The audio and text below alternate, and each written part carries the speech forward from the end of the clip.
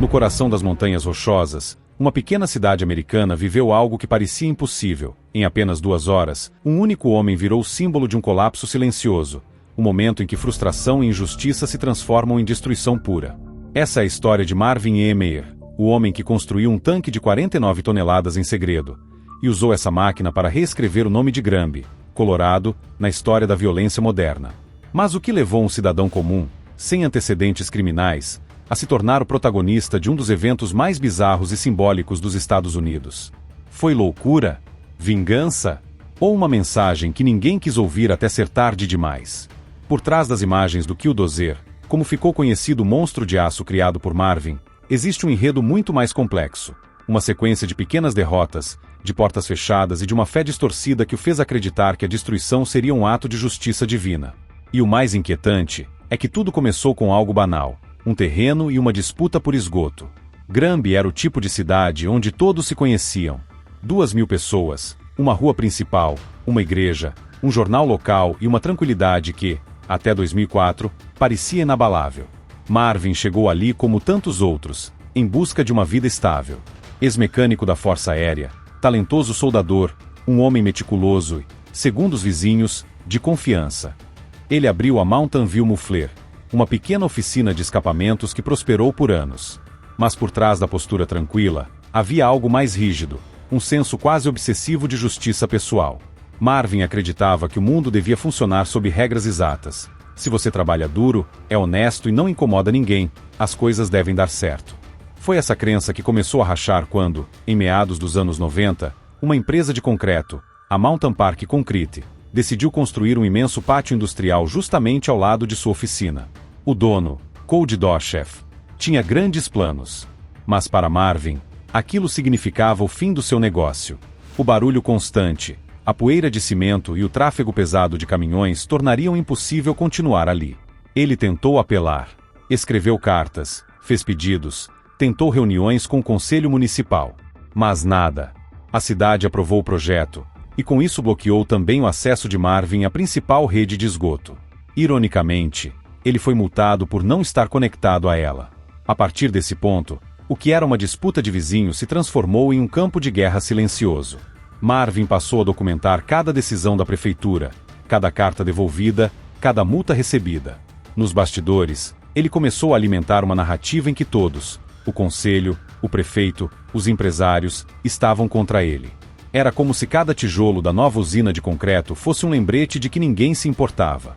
Eles me tiraram tudo. Agora, sou eu quem decide o que vai sobrar.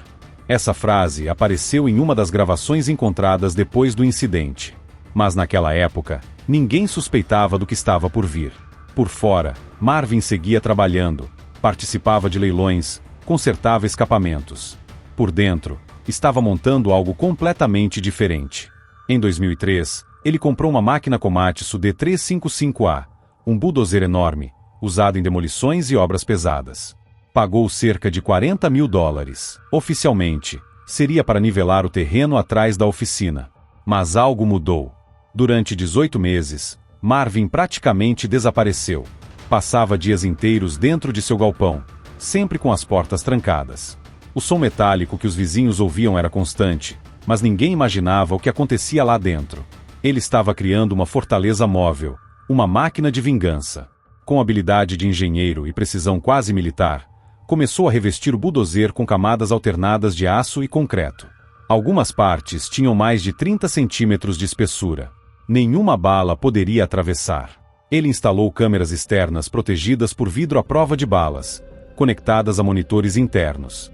Adaptou um sistema de ventilação improvisado, tanques de oxigênio, armas, mantimentos e o mais assustador, não deixou nenhuma porta. A única forma de entrar era por cima, com o auxílio de um guindaste.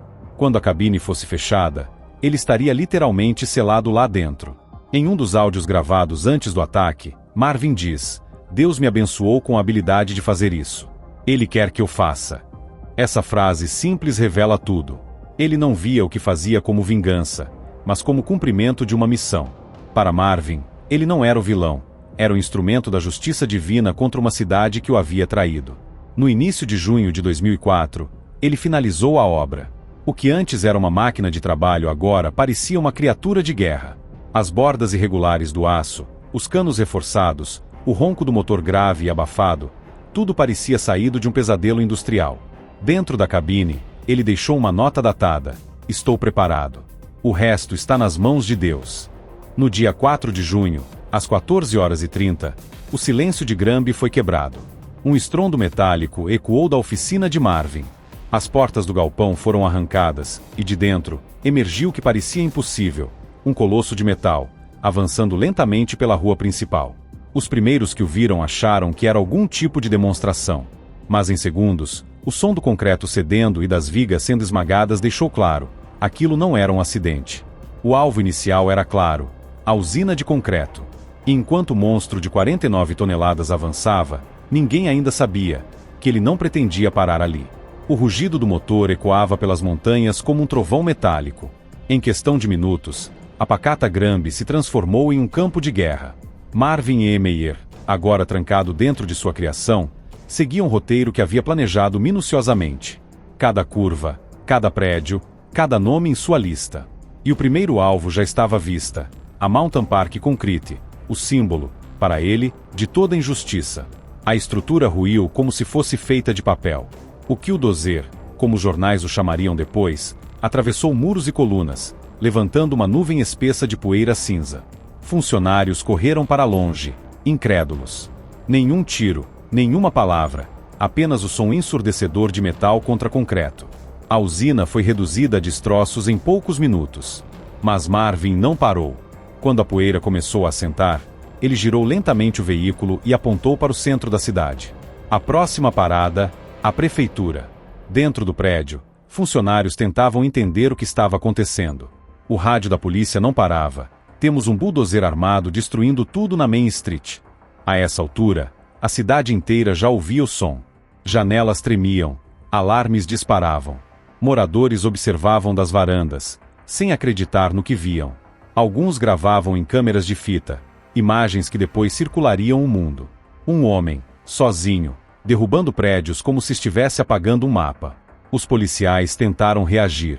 Armas apontadas, mais de 200 tiros disparados.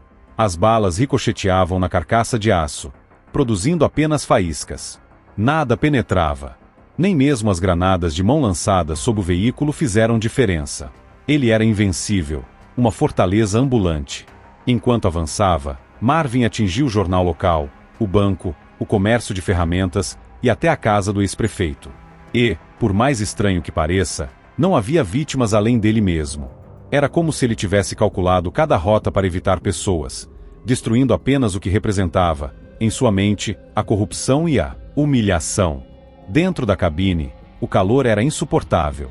Os motores internos, o isolamento de concreto, o som constante das armas do lado de fora, tudo formava uma espécie de câmara de tortura. Mas ele não hesitava. As câmeras externas davam visão total da destruição. Nos áudios deixados, Marvin afirmava que não agia por raiva, mas por propósito. Dizia que estava fazendo o que precisava ser feito, e que Deus tinha permitido que ele concluísse a missão. A cidade, agora paralisada, esperava por uma intervenção maior. Helicópteros sobrevoavam, mas nenhuma estratégia parecia eficaz.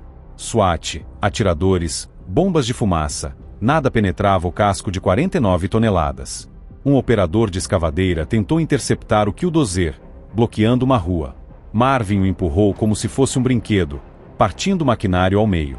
Durante quase 2 horas, a cidade viveu uma sequência de choques, tremores e sirenes. E, em determinado ponto, algo pareceu mudar. O ronco do motor ficou irregular. Marvin manobrou em direção à loja Gambles, um grande depósito de ferramentas e materiais de construção.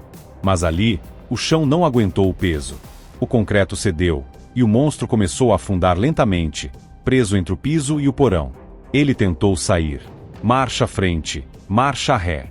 O motor rugia, as esteiras arranhavam o concreto, mas era inútil. O Killdozer estava preso, e, pela primeira vez, imóvel. Lá dentro, isolado, Marvin ficou em silêncio por alguns minutos. Depois, um único estampido. Quando a polícia conseguiu abrir uma brecha horas mais tarde, encontraram-no sem vida. Foram necessários maçaricos, serras e até pequenas cargas explosivas para cortar o casco.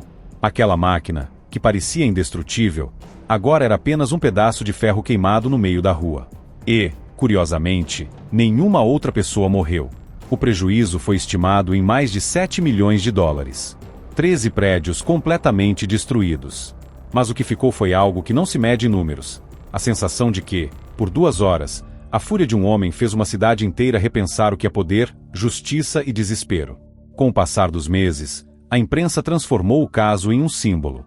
Uns chamaram Marvin de herói popular, o homem comum que se rebelou contra o sistema. Outros o viram como um extremista perigoso, incapaz de aceitar o próprio fracasso. E, no meio dessas interpretações, surgiu o mito. O homem que acreditava agir em nome de Deus, mas terminou consumido por sua própria criação. As fitas que ele deixou são perturbadoras. Sua voz é calma, metódica, quase serena. Acredito que Deus me guiou. Às vezes, um homem precisa fazer algo irracional para restaurar o equilíbrio. Para alguns, essa é a frase de um fanático. Para outros, a confissão de um homem que perdeu tudo, menos a convicção de que estava certo. O Killdozer foi desmontado dias depois. As autoridades temiam que se tornasse um monumento, um ponto de peregrinação. As peças foram derretidas, espalhadas em depósitos diferentes. Mas, mesmo destruído, o mito sobreviveu. Em fóruns, documentários e discussões online, o nome de Marvin E. Meyer ainda ressurge, ora como mártir, ora como aviso. Porque, no fundo, a história não é sobre máquinas ou explosões.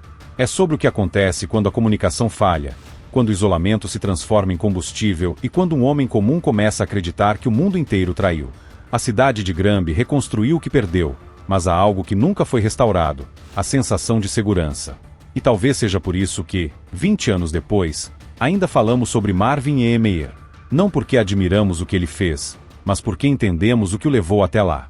O que acontece quando um cidadão sente que gritou por ajuda e ninguém respondeu? Até onde um homem pode ir quando se convence de que está lutando por justiça?